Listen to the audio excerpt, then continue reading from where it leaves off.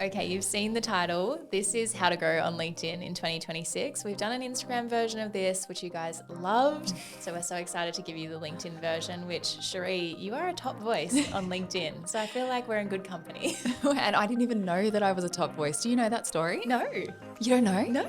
Are you pretending not to know? And No, I you genuinely really? don't. Oh, wow. Okay. Well, let me tell you the story. I know I'm a good actress, but maybe not that good. So I got the top voice nomination in my emails. It was, I don't know, the UX needed some work. It looks like spam. So I deleted it Oh my and God. never took the badge. As it turns out, it doesn't really matter. That would have just been a nice screenshotty moment. Unfortunately, I genuinely deleted it. And one day, my team member at the time logged on and said, "You've got a top voice badge next to your name." And I was like, "What?" And yeah, Oh my that's, God. yeah. So I never knew that I even had it. Wow. So Yeah. when people start posting after this, they need to check their emails because they might just be becoming a top voice. Absolutely. And if you accidentally delete it, it might just be on your LinkedIn profile next to your name. So That's there's great. hope for us all yet. I do need to acknowledge the elephant in the room, or in our room, anyways, is that we are not in our usual space. We are, Really? yeah. Anyone who's watching on YouTube or online will be able to recognize that it's not the red sofa. No. We are outside in a little meeting room, very corporate vibes, definitely not TDP vibes. Not TDP. So we are here while we're moving into our whole new office space, which is so, so exciting. So Yeah. we do apologize if there's a bit of different lighting, a little bit of different sound. We are doing our absolute best while we are in literally a climb of our own in terms of getting from one office to another. So Yeah. bear with. Whole way of despair. All right, Cherie, can you tell us why LinkedIn has been such a huge platform for you? Yeah, okay. So obviously favorite platform. I know we're not meant to have favorites, but I don't have favorites with my actual kids. I have favorites for the day, but not overall.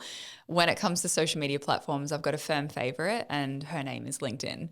I love this platform so much because it's just an introvert's playground. I feel like we genuinely get to do what introverts love most here, which is add value, not noise, and it is an introvert's best friend. I exhale every time I get onto the platform, but I do just want to say, and I say this to everyone who sits in any kind of LinkedIn upskilling with me, you've been in some of those audiences, capturing content, but I say the same thing every time. There's no reason.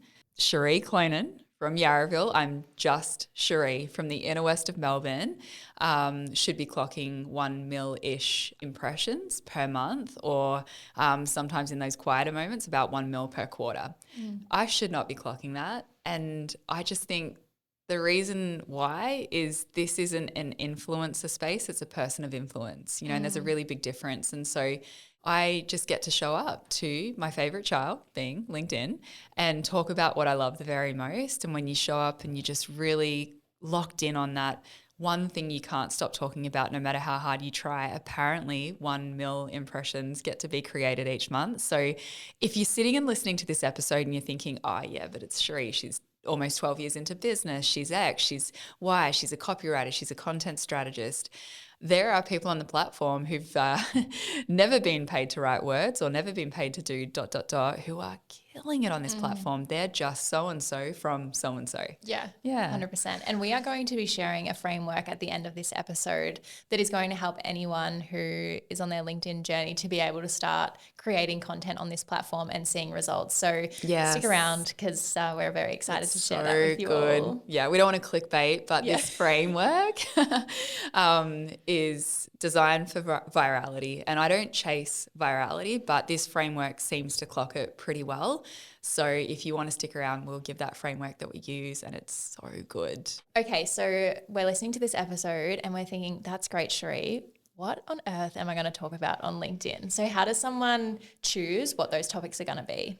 Yeah. Okay. So good news is you almost don't need topics plural. How good does you feel good hearing that? Yeah.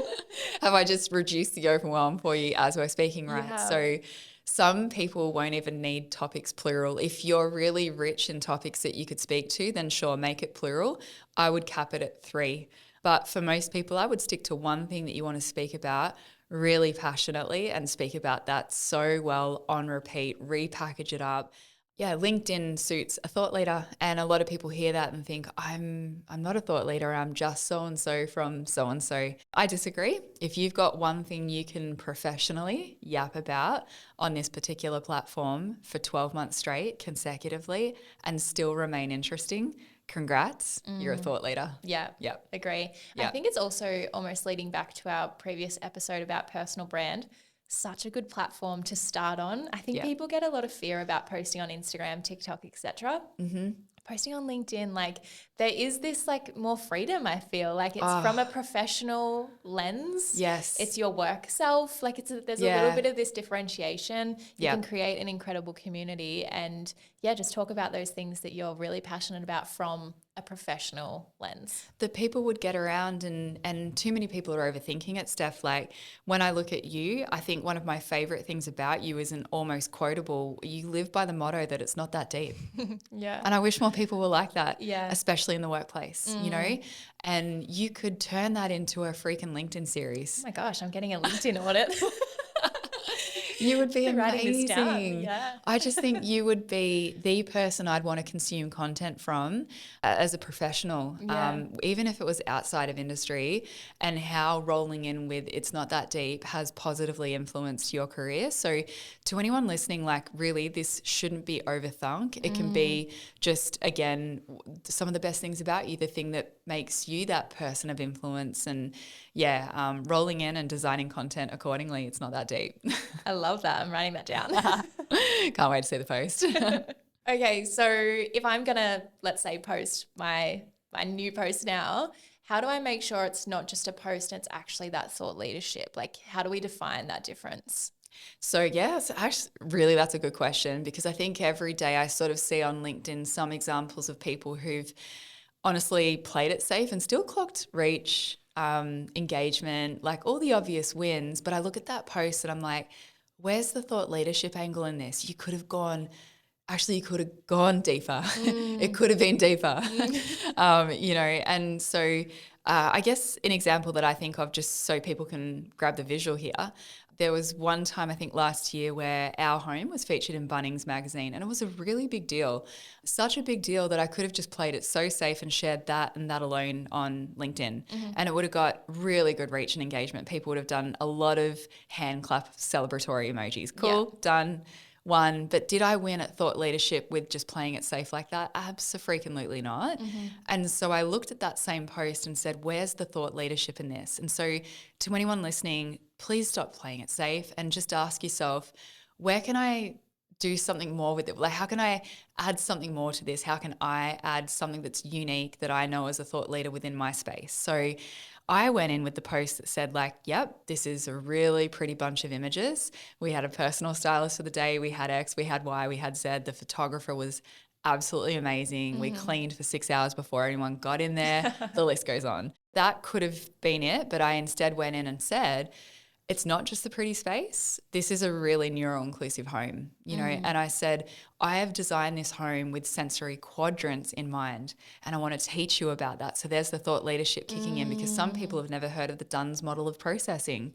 And so I taught them about that, and Steph, the post blew up, because the commentary, it was just comment after comment after comment, where it was like, I've just learnt something new for the first time. Now my family makes sense. Oh my God, I'm going to design this to cater for that.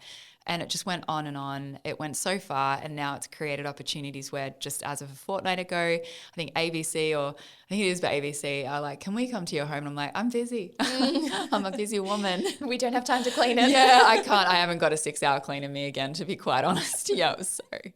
I love that so much. I think it's kind of like any social media platform where, of course, you can just post what you do and, hey, Bunnings came over being the caption and put it out there. And yes, of course, you'll get some engagement. Yeah. But how can you challenge yourself to make it something better than that and go so much further? And again, so many opportunities come from LinkedIn. I feel like we'll probably speak about that later. We will. Yeah, okay, oh man, so many. No, but seriously, talk about it, Steph, because that is it. Like, when you choose to just share the safe moment, yay, I featured in Bunnings, cool. But what I did brought so many more opportunities. So to everyone listening, please think in all of the opportunities that come with this platform, and what it needs in return is a thought leadership angle from you. Yeah. But the good news is that thought leadership doesn't mean that you have to be posting 5 times a week. Absolutely not.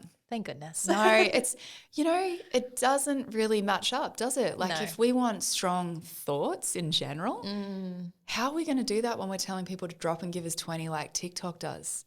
Give us 3 freaking videos a day. Yeah. I'm going to have no effing thoughts by day's end. I got nothing left. There's no, not even IQ, EQ, or even freaking D- Q. Like, I don't know, there'd be nothing left for me. No cues. No cues, So LinkedIn, it's a less is more platform. So how do you all feel as you're listening to this? Like, I hope you can feel the exhale from this podcast, because LinkedIn honors thinking. And so it says, hey, we'd prefer probably to hear from you a little less, but show up with so much more because of that. And so I said before that I clock about 1 mil impressions per month when I'm really in LinkedIn stride. It does dip down to about 1 mil impressions per quarter if I'm just busy. Yeah. And how I do that is with a less is more approach. So I'd rather hit with something really freaking good, less consistent. Well, it's consistent, but hopefully it's consistently good.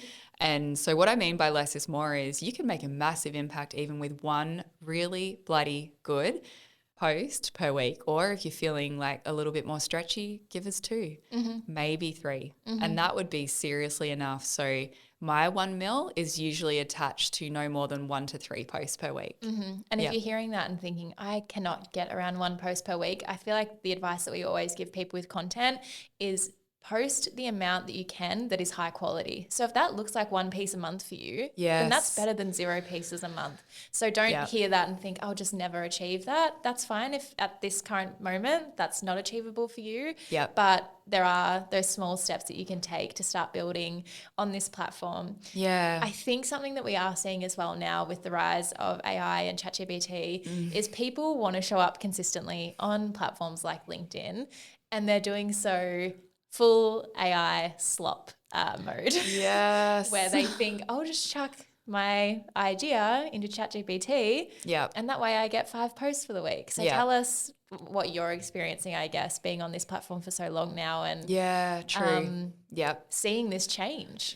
Okay. Well, grieving the loss of human on the platform currently. I just miss people and all of their spelling and grammatical mistakes, Steph. Bring it on. I love that. Just come back. Where'd you go? I didn't mind you're there with the incorrect EI, Just come back. And they got replaced by something that's so polished it doesn't sound like them anymore. I have watched some of my favorite LinkedIn creators dilute the very best of what they were into the worst ChatGPT prompts that I've probably ever seen in my life, because I can guess the prompt. I've been teaching ChatGPT for so long, I'm like, well, that was a freaking lazy prompt, wasn't it? And I feel like the DJ from The Wedding Singer, when Adam Sandler's kind of having a moment and he's like, he's losing his mind. I'm reaping all the benefits. Because I'm like behind the curtain, I'm like, you've just GPT'd the shit out of yourself, and I can write. And even if I couldn't, I'd still get behind, honestly, a really just authentically you caption with spelling and grammatical errors and all. You'll get the engagement. People will say, you spelled there wrong. But I miss that. So in this AI slop era, don't give up on the platform and just think like DJ from Wedding Singer and just say, well, this is a golden opportunity for me to stand out. I promise you, in that relentless scroll of nothing but ChatGPT after ChatGPT, people are like, oh, hey, Cherie's written this. That's right. It's actually easy to stand out at the moment because you're amongst a bunch of robots. So the human is shining through. Truly. We're not saying don't use it at all, but just be very cautious of trying to build up that high consistency by using AI, because I feel like that's where you can get in trouble. But for now, I wanted to talk about LinkedIn's algorithm, because I actually think that LinkedIn is so incredible in this way, and you can actually see Instagram and TikTok trying to catch up to LinkedIn, which that's, Yep. LinkedIn's a bit more old school. You wouldn't think necessarily it'd be at the forefront Yes. of a lot of social media algorithms and decisions. But the LinkedIn algorithm is so different in the way that your engagements and your activity can actually be just as, if not even sometimes maybe more important than the posts that you're making. So tell us about that side of things. Yep. Okay. Again, this is why it seems to love an introvert and understand how we roll. This is a platform where you can say so much about yourself just by choosing what to engage with on this platform. There's a whole strategy in how and who and what you engage with, so I would be connecting with really solid thought leaders. I would be wanting to bump up how rich my feed feels, get rid of the AI slop everyone's, get the real people pushing through and their real stories and start engaging with them. Because the algorithm, like you said, the way it's designed, a lot of what you engage with actually shows up within feed, mostly for great reasons, unless you're commenting on something that's also saying a lot about you for the wrong reasons. And this has happened. Steph, speaking honestly, and we're going to talk about this in another episode in the hiring season for the digital picnic, I do look at everyone's activity on LinkedIn and I scroll really far back to see what they've engaged with and what it says about them. Here's a plug. Connect with me on LinkedIn. And if there's something that resonates, engage with my content, because it actually says a lot about who and what you back. And if you're a marketing professional especially, I reckon it would be a solid idea to connect with people like me, and engage with our content. So, If anyone's listening to this and maybe they haven't even stepped onto LinkedIn's platform before or maybe for a really long time, just to give, I guess, that visual. So if I'm on my LinkedIn platform and I'm scrolling through my feed, and obviously I've connected with Cherie. Yeah. Hi. Thanks for accepting. Sorry, who are you? Yeah. So when I'm scrolling through, I can see what Cherie has commented on and I can see what she's reacted to. And you're actually an amazing case study. There's a reason why you're a top voice, but how you reply to things that you agree with and showcase your values by either, agreeing or disagreeing or whatever that is in a really succinct way. It's very easy for someone to scroll through their feed and go, oh, Cherie Clonan commented on this. Yes. Read what you said, decide if they agree or disagree. And if they agree, they're going to go and connect with you. Yep. And that has not required a post from you. It's required zero content to be created. It's literally just maybe a sentence, 2 sentences, and I've gone, I agree with her. I'm going to align with her. So really don't underestimate the power of a good comment. And if you are looking for some good examples of some strong comments, go and have a look. Look at my activity section. You're right, Steph. I kind of forget that about me. You've just reminded me that the same thing I think about my team. I just thought, oh my gosh, maybe the team are happy with what I because I do disagree a lot, and I'm sure it shows up in our team's feeds because I'm sick of hustle bro bullshit on LinkedIn, and I do call it in, but not in a dysregulated, assholey kind of way. It's more like, are you so for real right now? You really want to push people till they literally drop and call that ambition, and so I'm heavy on that commentary on this platform because I feel passionate about that, and I don't hold back, and you wait till you see the DMs. I've got some frenemies hanging out in the DMs, but it's worth it. That's right. So to finish off on the engage first, post second thing, if you really thought this wasn't a thing, LinkedIn are so big on this now that they're rewarding you by showing you how many impressions you got from your comment. Yes. How good is that? And often it will be like you could comment the most simple thing like, thanks for sharing this, Cherie, and you'll have a look and it's 1,500 impressions and you're like, whoa, okay. So imagine if you bumped that up and put thought leadership into your commentary alone just to start with. 100%. You would end up, without even posting, there are people who get more impressions from a freaking thought leadership angled reply on their comment than they would ever get on a post. Yes. Maybe that's your whole strategy. And then that's right. You're commenting on aligned folk that makes sense, and then you're grabbing all of these connection requests because people are like, wow, I love what Steph Clifford's putting down. I love this. I agree with it. Let's roll. Let's connect. You know? I love that. Yeah. Okay, so that's great, especially if we're nervous. Definitely start with your comments, start with your reactions, and connect with people that you align with. But if you are at that phase where you're like, no, I actually am ready to post, I'm excited to start putting content out on this platform, you'll hear Cherie and I always yapping on about how important video is. Yeah. But LinkedIn is a little bit different, right, Cherie? Yeah, it is. We have got a 70 plus client portfolio, and video is just awful on LinkedIn across so many different industries. And we are video marketing legends, not to flex, but we understand video production, video editing, even beyond that, the optimization, social SEO, the list could go on.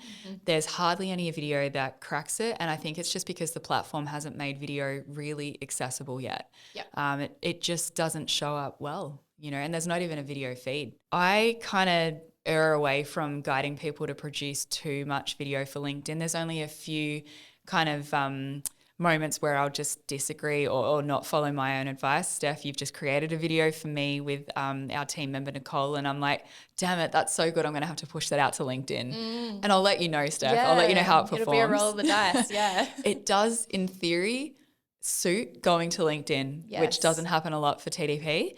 I'm looking at it and I'm like, I'll give it a crack, and I'll probably yet again be humbled by LinkedIn's poor video UX. But let's just see, right?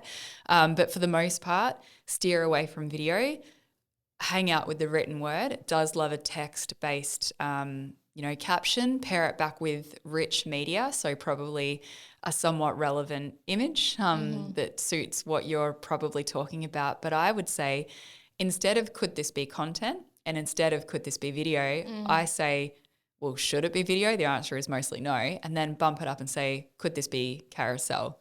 LinkedIn loves a carousel. So make besties with Canva, design it as a PDF, export that PDF, and then you have to roll into LinkedIn, Steph, and anyone listening. Are you all out there? Are you here? Hello, anyone there? You hit the little cross button. Yes. And that brings up a new post. And then you sort of drag it out to the cross and look for add a file or document.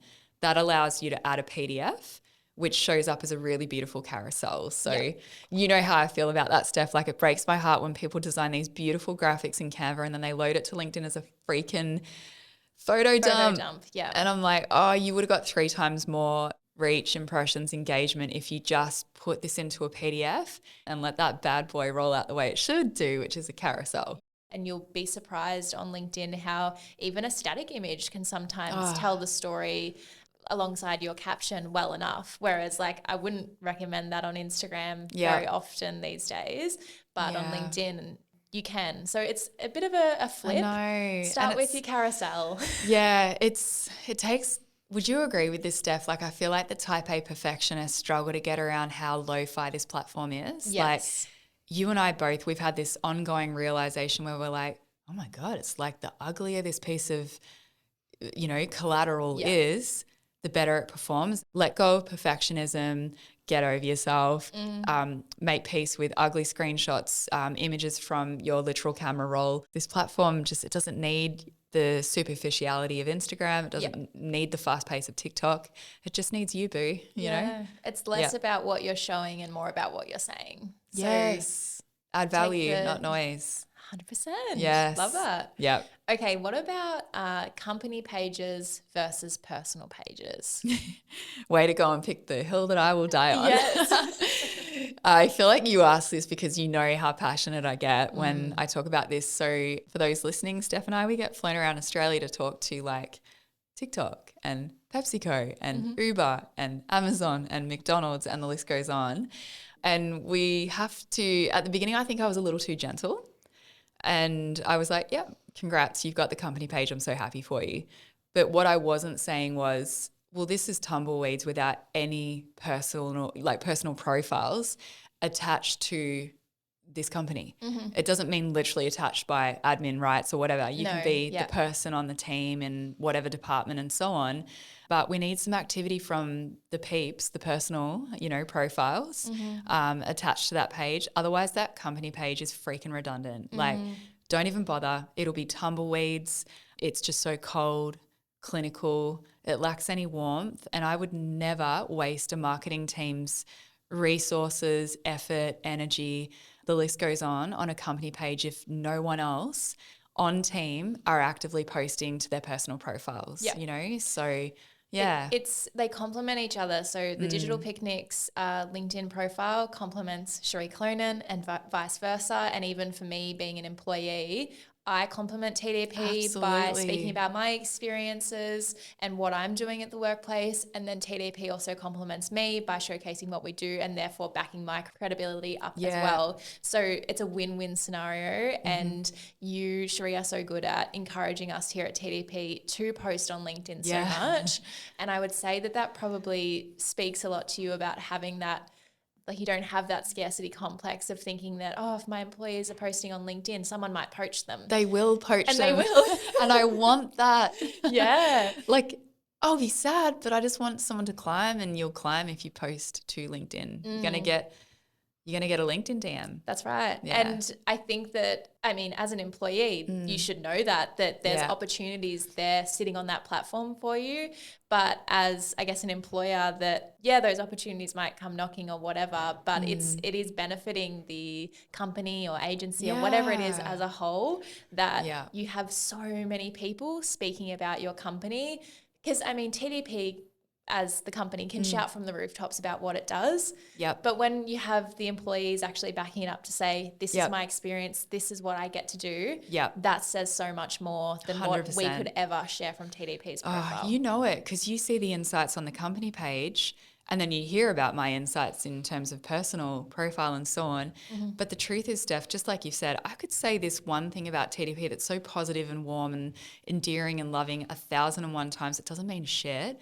When it comes from team, it just lands so much better. It's so real, you know. So yeah, I would say for those listening who are not the McDonald's and the Amazons, please, we started big, but honestly, the majority of the work that we do is like really honestly SME, you know. Totally. And they're landing on this freaking company page and saying, no, we're active here.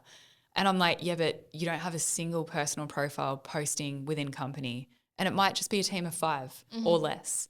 Or it might just be the founder-led brand asking us, well, I will start with the company page. And I'm like, well, you may as well not bother. Just start with the personal profile. And if you're going to have a company page, you've got to do, there's a checklist. It's got one tick box. Do you want to hear it? Yes. If you want a company page, do you have one active personal profile on great. LinkedIn? We could do Chick, that. and I'm like, yep, done. Let's go. Let's talk company pages then. But if that doesn't get ticked, I'm like, I'm not going to waste your time and money talking about an effective company page build out if you don't have one, we call it linkfluencer, or anyone does. We didn't create that. It's probably stolen from somewhere, but you just got to have one active profile. Yeah. I think because what happens otherwise is the company page just turns into, hey, we're hiring. Every couple of months or something. And it's like, well, why even have the page? You're going to put that out on like Seek or whatever else anyway. So it's like, it just feels like a bit of a, I don't know. It's not a social media platform anymore. It's not building community. It's not giving social proof. Like all of the great benefits of LinkedIn are fading away and you're just there to be there, which is like, you might as well not show up anyways. Yep. Agreed. Okay. So of all the platforms that Google reads best, it's LinkedIn. Yay. Yay. Google loves words and LinkedIn is full of words. So tell us about, I guess, the pros.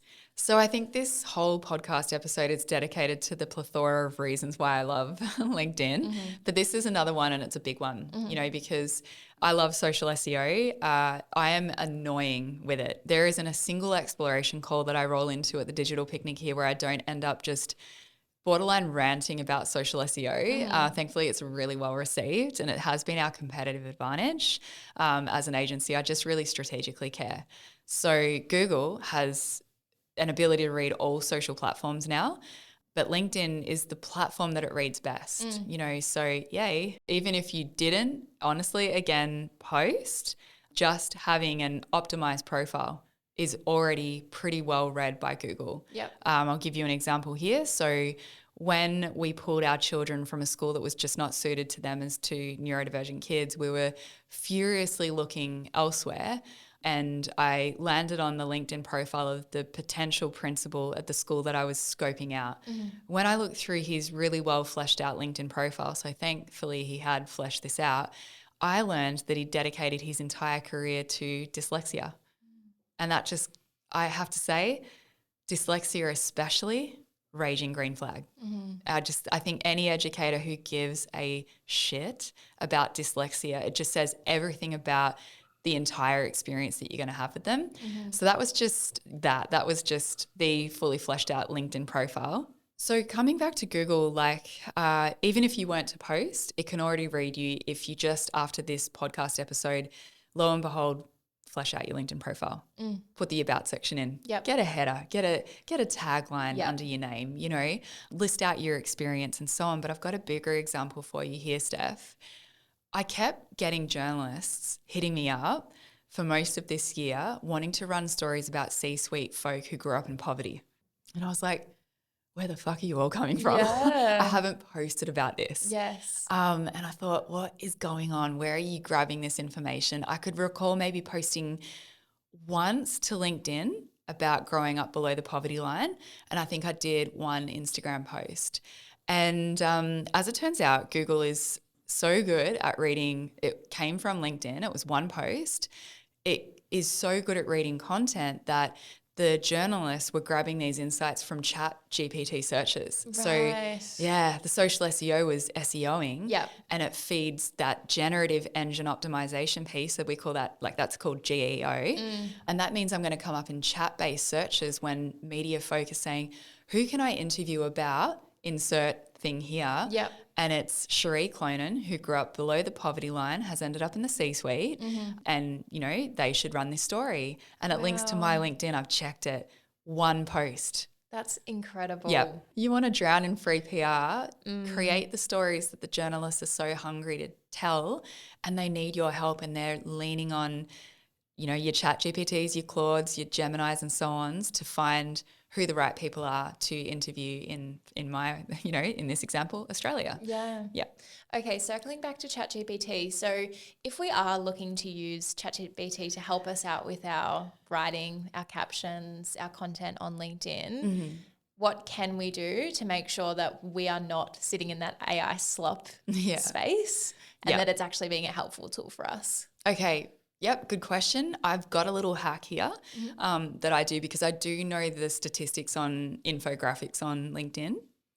So LinkedIn loves collateral, does love an infographic. It's said that it gets 2.5 more in terms of reach, engagement and so on if you just have an infographic to pair back with what you're talking to. So what if I was to tell you that you could write the caption, feed that entire caption written by you through to a chat GPT or, you know, whatever it is that you're using and say, can you turn this into an infographic for me? And then you get to use that on LinkedIn to pair back with that post. Oh, I love that. Right? Amazing. So I can't take credit for this. It was my son, 15. He taught me the infographic hack and I've used it a lot since then, and we use it for clients as well, especially we've got clients in the gender equality spaces and we just need to, even if you honestly stop there and just use the first go that ChatGPT gave you, cool. We're lucky. We can give that to our in-house graphic design team. That's right. And they can obviously put it into branded colors and so on. But honestly, with Claude, you can give it brand palettes. You will get something that seriously looks like what it's meant to. That's right. Okay, let's talk formatting because LinkedIn does have quite a specific way of formatting posts because realistically people are looking at this platform at work. So we don't want to create, you know, essays for people. We want to make it short and sharp and be able to get that thought leadership across in the quickest and most effective way possible. So what are your favorite ways to format a LinkedIn post? Okay, well, I can't steal this. We've got a direct relationship with LinkedIn as well as other social media platforms, so it definitely comes in handy. So we get given literally checklists, you know, of what is currently working the very best. And look, we're such a bunch of badasses, we don't agree with all of those listed in the checklist. So, you know, some of the things for me, if I was to pull from the latest kind of list, I would say when you spoke to length just before, LinkedIn, the sweet spot seems to be somewhere between 800 to 1,000 words. Actually, that's not really short form, is it? You know, it's quite the story. I love that, to be really honest, because it just reminds me that storytelling seriously, it pulls through on this platform. So you want to pick the right format there. In saying that though, with such a chunky little post like 800 to 1000, you want to do this thing where you create a bit of I call it, and I taught one of our team members, Zara, and many others, and actually proudly, Zara is now using this at the Diary of a CEO. I can't believe it. But it's called the caption dance. Mm-hmm. When you've got a beefy little body of text like 800 to 1000, you need to reward the person that's reading it. So they can't handle it all in one hit to begin with. And this isn't rocket science, we need spacing. But on top of that, you sort of need to do this dance where in 1 minute it's like this tiny little paragraph. Then on the next sentence, like the next line down, it might be all caps locks, one sentence. Mm-hmm. And then the next line down might be two sentences paired back together. Mm-hmm. And then after that, one more mini paragraph. And then you might finish off with some emojis like, here's what I did to ... And it's like line, line, line. Bit of a list. That's it. And with that list, I would pair it back with a little emoji prompt at the beginning. I do keep in mind though that with emojis, that's not the most accessible thing for those using a screen reader. So just keep that in mind and do with it what you want to. But so roll in that caption dance. When you're playing with 800 to 1000 words, you need to honor the person that's reading it and do a little bit of a dance with them. Yeah. So, yeah. It's kind of like when you get a PowerPoint presentation back when you're at school or something, and someone would put it up on the screen, and when it was a slab of text, you immediately like die. It's like immediately no. Immediately no. Whereas how can we make this as exciting as possible for the reader? And I think when you do see, there's some dot points and there's a list and there's a few fun little bits and maybe there's a bit of a joke going on, naturally you're more likely to be engaged. 100%. Yeah. Just think of the mental load of the person taking in 800 to 1000 words 15 minutes before their Monday morning meeting. Yep. And do a dance with them. Yep. And if you don't know what the flip I'm talking about, again, connect with me on LinkedIn. I dance every day or 3 times a week. She's dancing. Yeah. I'm dancing. It's tango, it's salsa, it's like hip hop. It's just all of the dances. Because I would never subject people to 1000 words in one single body of text. Ew. Yeah. Ew. Yeah. All right. Now you've promised the people a framework. Yeah. So tell us about it. Okay. So there's a particular framework that I've always used as a content strategist, which is called the STEPS framework. Now it's deliberately misspelled. It's steps with 2 Ps. It's not mine. It's created by a person called Jonah Berger, and it has been specifically created to create viral content. So you can imagine that each letter means a particular thing.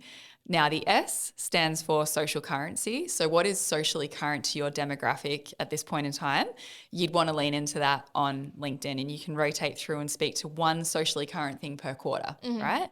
The T would be a trigger. So how can you trigger people, not in the way that you're thinking? Yes. This isn't psychology talk. I'm talking like, how can you trigger people to look forward to something on a regular basis from you? So a beautiful example of this is Ryan Kelly from Creative Natives, who does these bi-monthly-ish incredible free webinars for marketing professionals everywhere. You cannot believe they're free. Next one down, E, is emotion. So that just means you got to nail that storytelling and have something emotive come through within that big 800 to 1000 body of text. We need that. The first P is public, so public topic. Kind of leans into social currency. They kind of go well together. And then the next P is practical value. If you could get away with teaching someone something that they didn't know on LinkedIn once per, week, fortnight, month, whatever, the same way I did with the sensory quadrants piece, you've already won in this framework alone. And then the final one is the easy part. It's S, it's storytelling. With 800 to 1000 words, you're going to need to get around storytelling, and we don't want to chat GPT it too hard. We don't. Like I would say, again, connect with me on LinkedIn and watch me do the steps thing every single month. Yeah. I am leaning into this every single month. My next social currency piece will be about this budget and the budget changes and how that impacts SMEs, because I'm passionate about it, and I want to unpack it with my community, and I'm going to put a Cherie Clonan angle on it. Yeah. Amazing. Yes. That brings us to the end of the episode. Yeah. So if you want to connect with Cherie on LinkedIn. Or you. Or me. Yeah. Come and find me over there. I think I'm actually Stephanie Clifford over there. You I've are. gone the professional. Yep. Yeah, you are. The long name. Stephanie Clifford with It's Not That Deep. Yeah. Yeah. Come and watch me start this new signature series apparently. But we would love for you to send this to someone who maybe I don't know, maybe you want to give them a little push to start their own LinkedIn, or maybe you're an employer and you've got employees and you'd love to be like, hey, come on guys, let's get our profiles up. Let's start creating a bit more of a community in this space. Yep. Hope everyone enjoyed that episode and we will have more for you next week.